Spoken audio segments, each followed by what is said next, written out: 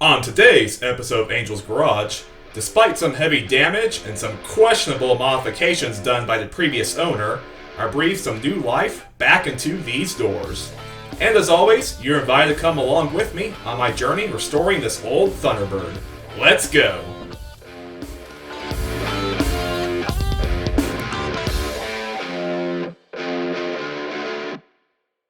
With the fenders, hood, and trunk lid all restored now, the last major thing to paint before moving on to the actual body of the car is the doors.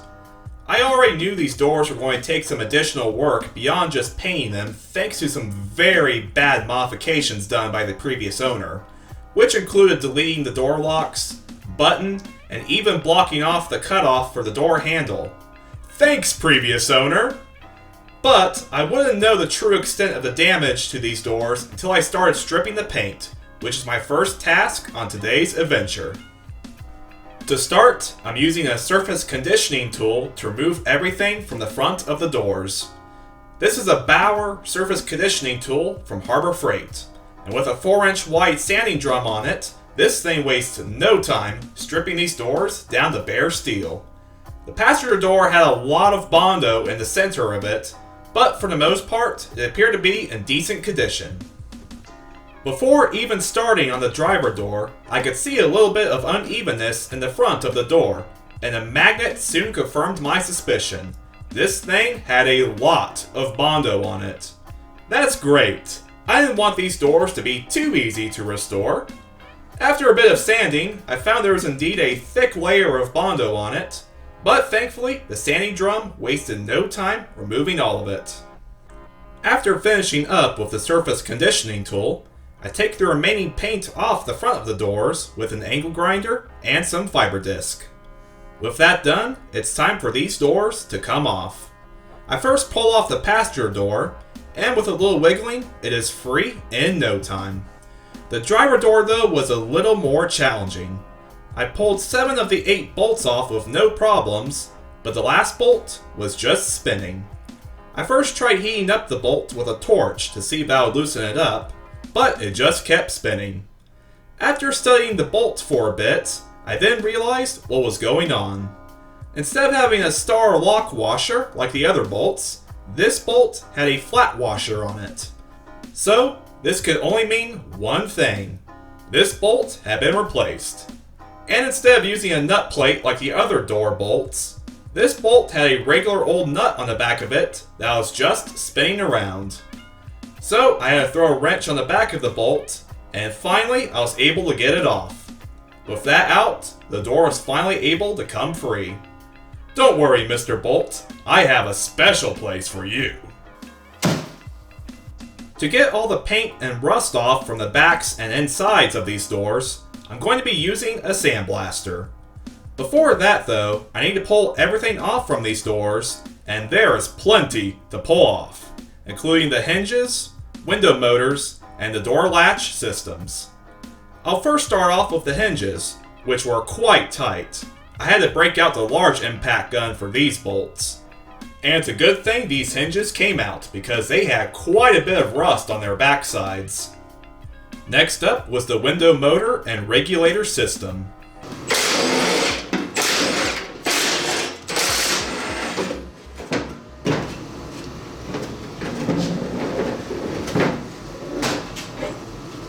Following that was the track for the window.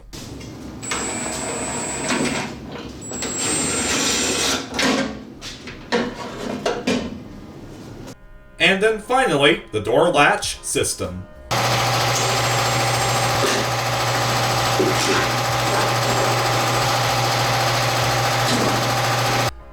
I then pulled off some of the smaller parts, including some bumpers, some very dry rotted drain plugs, and most importantly, my data plate.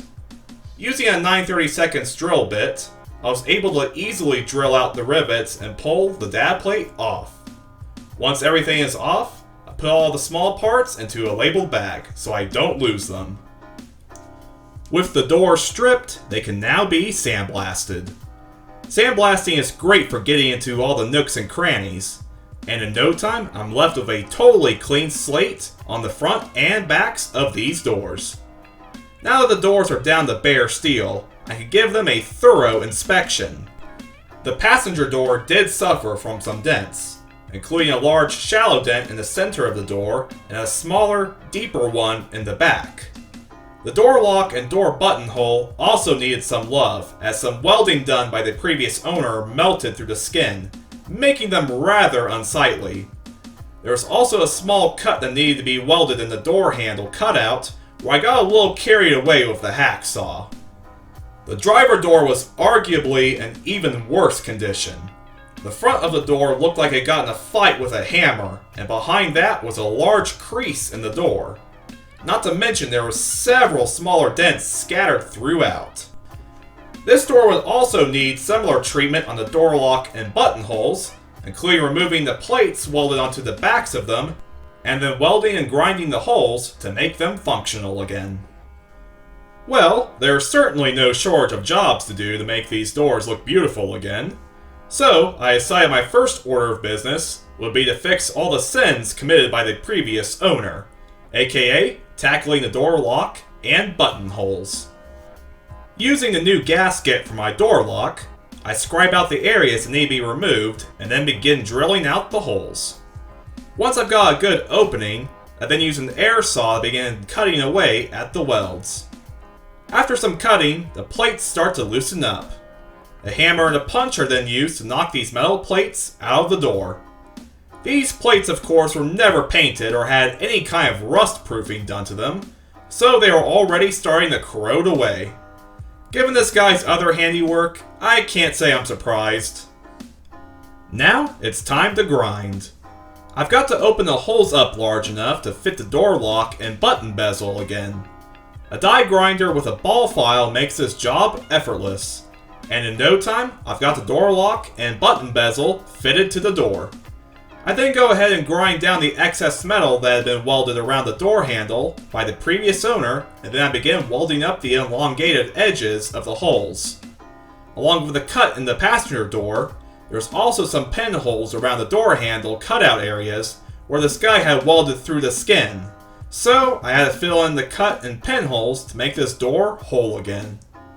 Once the welding is done, I grind away the excess metal around the holes and the door handles, and I'm finally left with a door handle and two holes that look great and fit my parts perfectly. Sadly, there would be more welding needed on the driver's door.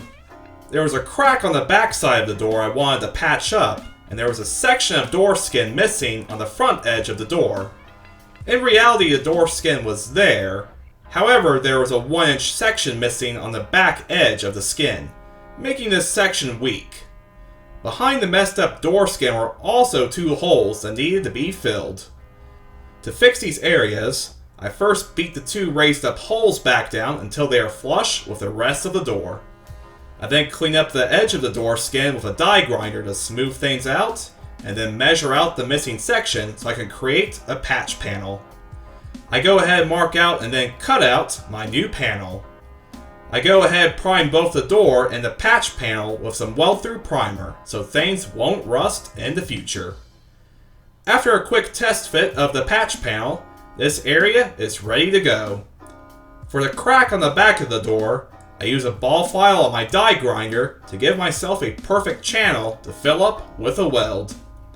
Everything is now ready to weld, so I go ahead and clamp down my patch panel and begin welding away. I first tack the patch panel down, and then weld the edges of the panel to give myself a new edge on this door. And finally, fill the holes. I then move on to the crack and quickly make it disappear. Following that, I clean up the welds with an angle grinder. The welds on the edge of the door skin weren't the prettiest, but there's no doubt this edge is nice and strong again. Next up is bodywork. Lots and lots of bodywork. I started off with the gash on the driver's door. For this, I decided to try a new tool in my arsenal, some Magna wire. This Magna wire is made for pulling out long dents just like this one, and in no time, I've got the wire welded up on the inside of the dent. Unfortunately, my stud welding kit did not include the claws that would normally be used to pull on this wire, so I improvised. I attached an Allen key to my slide hammer, and then began slowly working this dent out. After working it for a few minutes with the slide hammer, I then pull on the dent and hammer down the high spots surrounding it, doing my best to make everything level again. I then pulled the wire off and was left with a gash that was still there, but not so deep anymore. I then began welding studs to some of the other dents on the driver's door and began pulling away. This door certainly didn't lack any small dents, so needless to say, a lot of studs got used trying to bend all this metal back into shape. I then checked my progress with a straight edge, and noticed I had some high spots. I do my best to knock these high spots back down and check my progress once again, this time with better results. After all that work, this door skin is starting to look a little better. No, as I said, only a little. This thing still needs a lot of help to look its best again. Of course, there couldn't just be dents on top of the door. The inside of the door also had some damage. This hole for the wires to pass through was smashed in. How that happened? I don't know. But all I know is that I gotta pull it out. Using some channel locks, I go ahead and pull the steel out, and then using a hammer and dolly, I flatten things out until the spot looks at least halfway decent. Moving on to the passenger door, I go ahead and weld some studs onto some small dents on the rear of the door, and some studs to the large shallow dent in the center. The dents in the rear pulled up with no issues. However, the large shallow dent was not budging. What was happening was that the door skin was springing back into shape every time I hit it. Unlike many other parts of the door, the skin in this section is totally unsupported, and due to that, there's nothing to keep the skin from bouncing back. Once I realized this, I quickly abandoned my efforts to pull this part of the skin, and rather focused on raising the body molding, which was also pushed in. I first welded some studs onto it and began beating it back out. After a little more investigating, I discovered I could actually fit and swing a 1-pound hammer inside of the door. So, I wiggled my arm inside of the door and started swinging. I checked my progress with a straight edge, and things still aren't looking good. You can see just how low this body molding still is. So, I began a lot more hammering and check my progress again. The molding is starting to look much better now, so I decided to go ahead and stop here. I didn't want to risk hitting it more and raising the metal up too high. At the end, this section of door is looking much better.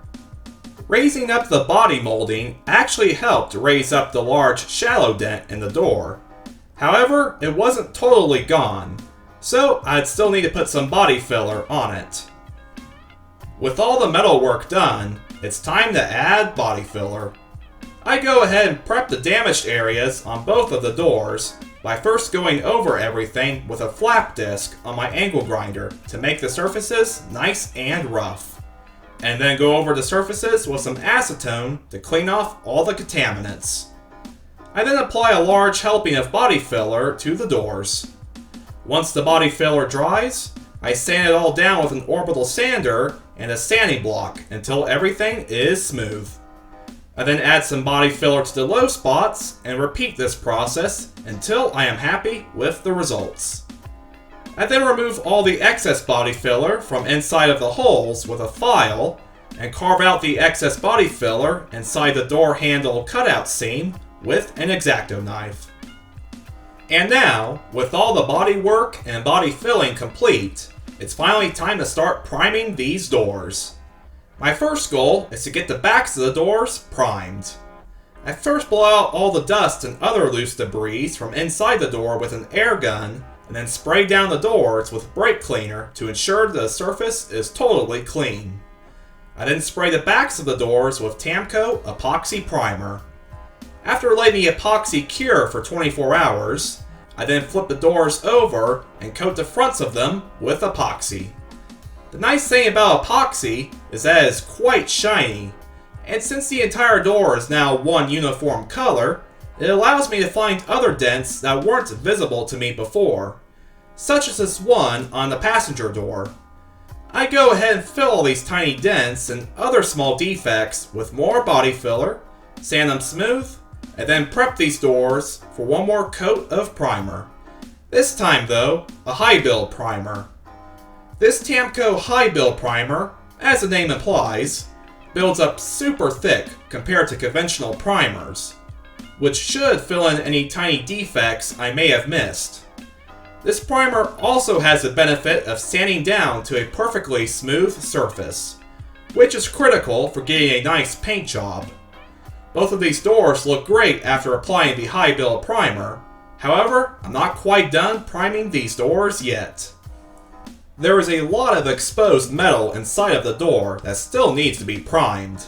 I mean, what's the point of doing a beautiful restoration on the outside of the door if it's just going to rust from the inside out? Well, unfortunately, as one might guess, spraying the insides of the doors isn't the easiest thing in the world, as space is very limited. And the fact that you need to spray in almost every direction possible makes things even more complicated. Well, despite these challenges, this was something that needed to be done, and I had a good idea on how to accomplish this. Using my Harbor Freight detail gun, I was able to adjust the gun to where the paint cup hangs upside down, making the gun more compact, and more importantly, allowing me to spray in more difficult parts of the door. Using my modified paint gun, I snaked my arm and paint gun through the door and began spraying everything possible. I did my best to ensure everything got a nice, thick coat. Once I was done, things looked pretty good from what I saw.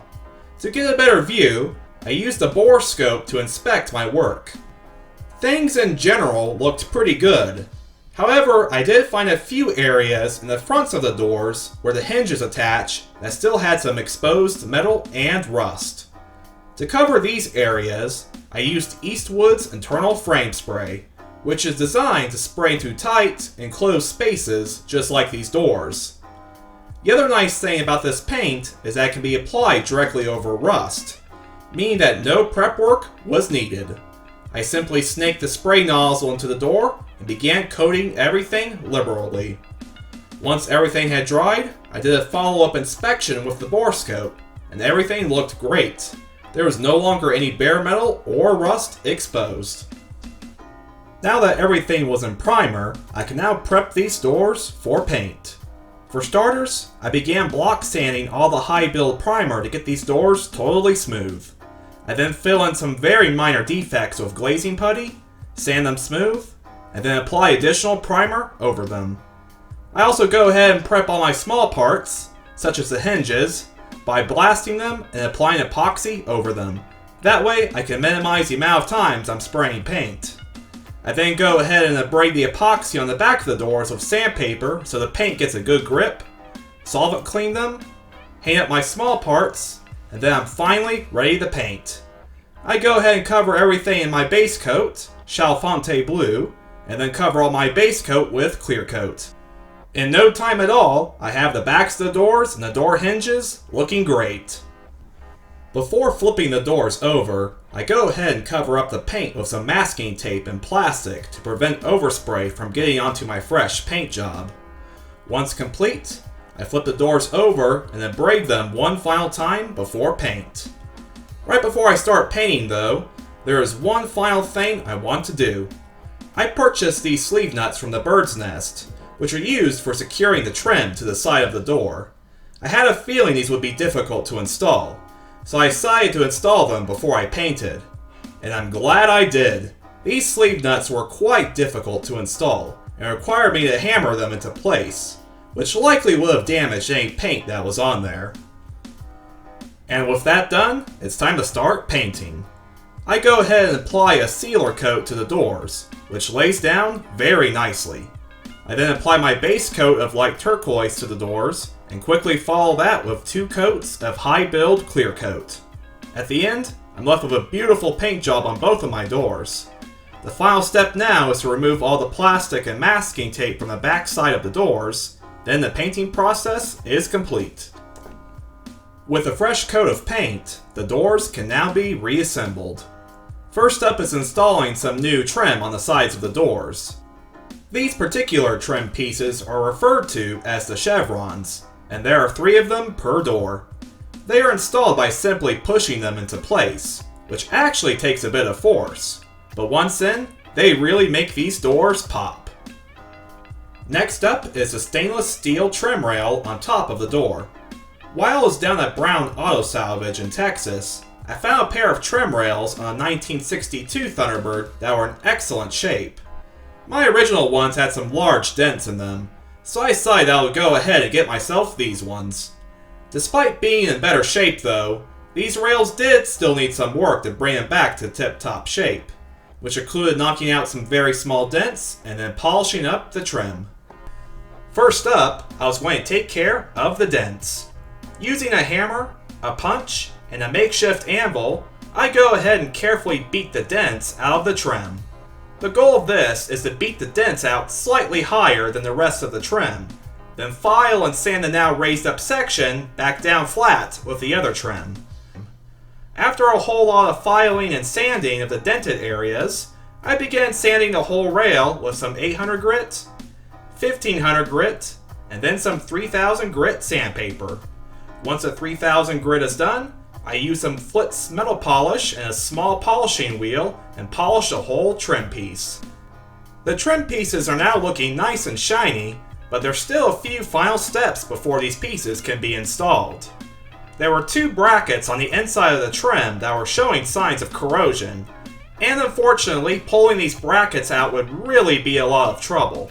So I instead left these brackets inside the trim, wire brushed them, wiped them down with some acetone, and then coated these brackets with some rust bullet. Rust bullet is a super tough coating that's made to be painted directly over rust, which is perfect for situations like this. Once the rust bullet cures, I then can finish up the trim. Originally, there was some adhesive-like gasket material that was installed around the studs on the trim. To replace this sealant, I'm using some tacky tape, which is a double-sided, rubberized tape that is excellent for creating gaskets just like this one. The final step before installation is attaching the trim clips to the door. Each door needed a total of 3 clips, which were gently hammered into place in the recessed areas on the top rail of each door. I also installed 4 anti-rattle clips on the door too. Now, I wasn't sure if the door needed them because my manual didn't mention these clips at all, and research online also proved to be a rather fruitless endeavor. However, I got my answer once I tried installing the trim. There was no way the trim was going to fit on the door with those clips. So, I pulled them off and just left the 3 retaining clips, then the trim fit on much better. I then attached the screws at the end of the trim rail and then installed the nuts on the inside of the door. With the trim rails on, I immediately move on to installing the door buttons. The installation of these is pretty straightforward. The button and the bezel hook together by pushing them together, then twisting to lock into place. Now, this is all fine and dandy. However, as I demonstrate here, that isn't quite all. An additional spring is needed to keep the bezel seated down. A spring which I did not have because the previous owner threw them out. Of course. Unfortunately, I could not find a set of these springs anywhere, so I resorted to buying some new springs on McMaster Car. These springs were pretty close to being the correct size, however they were a bit too long. To solve this, I cut the spring down with a cutoff wheel until I was able to piece the button and the bezel together. I also needed a gasket that goes between the bezel and the door, and just like the spring, I could not find a reproduction set of these either. So, using a sheet of 16th inch neoprene, I cut out my own custom gasket. Now, it's finally time to install the door buttons. After shoving my arm into the door and contorting it into positions previously unknown to me, I got the door button and bezel installed. The door hinges are the next items up on the chopping block. First, I've got to reassemble the door hinge detent system. These plastic bits and spring are what keep the door from swinging around all willy-nilly when you open the door. The original plastic pieces were quite worn out, so these are new ones I got from the bird's nest. The spring is quite stiff, So putting this back together is a little easier said than done. I accomplished this by first installing the plastic bits into the frame. I then compress the spring with some vice grips and partially insert the spring into the frame. To seat the spring, I press it into place using a vise.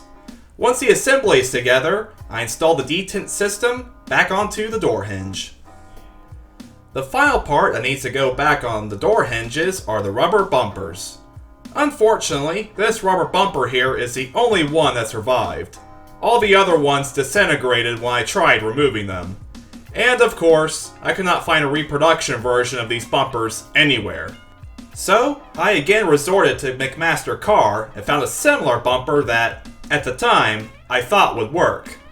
I got a bumper with a 3/8 inch diameter stem and a bumper height of 7/32 inch. This bumper almost worked. However, the stem diameter was slightly too small. It stayed in place, but barely. The bumper height was also slightly too short, meaning that if the door slammed open too hard, it could result in metal-on-metal contact.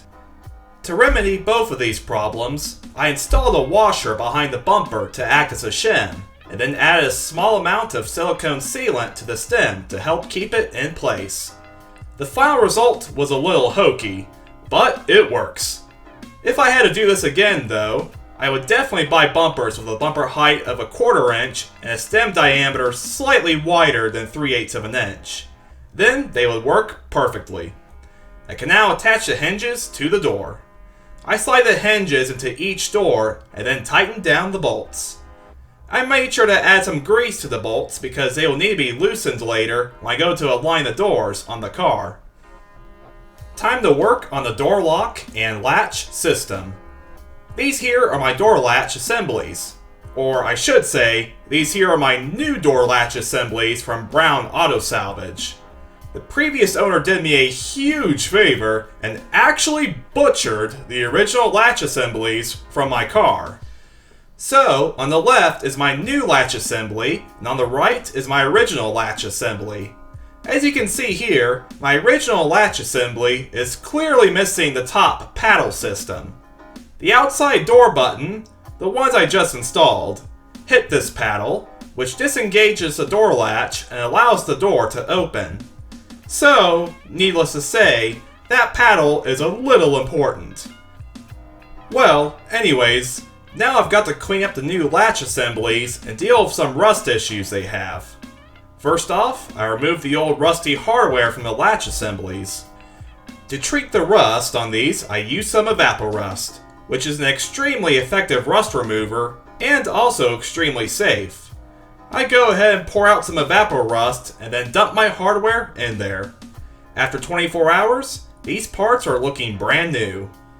The latch assemblies themselves weren't too bad.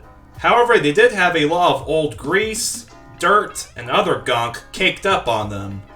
Now, a fair warning here, what I'm getting ready to do here is not recommended. You'll soon see why. A household item I've had lots of good luck with for removing old grease is lye. Lye does wonders removing old dirt and grease. However, it is quite dangerous, so precautions should be taken.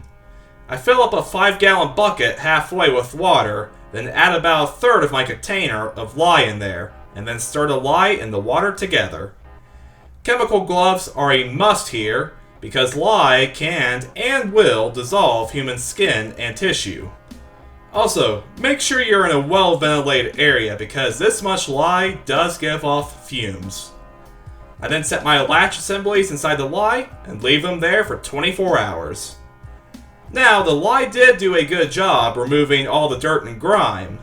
However, it also did a great job removing all the plating on these parts, leaving them stripped completely down to bare steel. Something I actually did not want to do. So, viewers be warned, do not clean any plated parts with lye if you want to preserve the plating. Well, unfortunately, while replating these parts would be the correct fix for this can be pricey, plus my local plating shop was swamped with work, meaning I would likely have to wait several months to get my parts back. So, I decided to try something else. This here is a can of galvanizing zinc spray. This is a zinc-rich coating that resists rust extremely well, which should last me a good long while. Hopefully. I went ahead and hung up my parts outside and sprayed them down with brake cleaner. I then sprayed my parts down with multiple light coats of the galvanizing spray. Afterwards, I then applied multiple light coats of Rust-Oleum silver metallic paint, which gives these parts a nice shine. Not that it really matters, since 95% of these parts will be concealed in the door. Oh well. Time for the lock and latch assemblies to go back into the doors. First off, I install a new set of locks into the door. The locks are simply pushed into the door, then retained with a clip. I wasn't too happy with the way the clips that came with the new locks fit. They were pretty tight. I instead opted to use original door lock clips, which, despite the previous owner throwing away the old locks and welding those holes closed, he kept the lock clips for some reason. Well, anyways, I'm glad he did, because they fit much better. Next up, I prepare the latch assembly to go inside the door. I first coat all the springs and other moving parts with some white lithium grease. I then installed a new rubber bumper for the locking arm mechanism. The original rubber piece was dry rotted and was hanging on by a thread. Thankfully, I had a rubber hose that actually fit over this tab perfectly, and thus, a new rubber bumper was born. And with those two items complete, I then carefully shoved the latch assembly inside the door and installed the retaining screws. With the latch assembly in, I attached the door lock arm to the lock rod and then proceeded to try out my new door lock. Sadly though, my key was jamming up when I was attempting to lock the door. Unknown to me at the time, I had the wrong attachment clip for the door lock. I was using a standard clip made for the rest of the rods on the latch assembly, but the lock used a special clip to help prevent it from jamming up like you see here. Unfortunately, I did not have this clip, so I did my best to get this current clip to work. I figured that since the lock arm was sliding up the lock rod and jamming itself, I would make a spacer to prevent the arm from sliding up. Using a 1/4 inch aluminum spacer, I cut it into a small piece and slid it into the lock rod first, then attached my door lock and clip. This setup surprisingly worked, and now my door locks work perfectly. With that crisis averted, I focus now on finishing up this job. I go ahead and install the inside door handle mechanism and then attach the connecting rod to the door latch assembly. I make some slight adjustments to the door handle mechanism and then attach a door handle to try it out. Thankfully, unlike the door locks, it worked on the first try. And with that, the latch assembly was fully rebuilt. I now had an outside and inside door handle that worked, and a lock that locks and unlocks the door. There are now only a few small tasks left. First off, I install some new rubber bumpers to the door by simply pushing them in. These bumpers help prevent metal-on-metal contact between the door and the car when the door closes. I then also install the window bumpers back inside the door. The rest of the window mechanisms will be installed in a later video. The very last thing I have to install is my data plate. And as a final gift from the previous owner, there was tape residue stuck all over this otherwise nice data plate. This though was an easy fix. I simply soaked a paper towel with some isopropyl alcohol and laid it over the plate. After 15 minutes, the IPA had softened the tape residue enough for me to remove it by simply wiping the plate. Then using 2 new rivets, I carefully install the plate back onto the door. And that's it! These doors are complete. For now anyways. These doors were by far the most challenging pieces I've had to restore so far, thanks to all the damage, unwanted modifications, and other surprises that popped up while I was restoring them. With all that said though, I am very happy with how they came out. Are they perfect? No, not at all. But when I look back at what I started with, I can't help but feel a little proud of how these doors turned out. Well, that's it for today's video. Thank you all so much for watching, and I'll see y'all next time. Bye!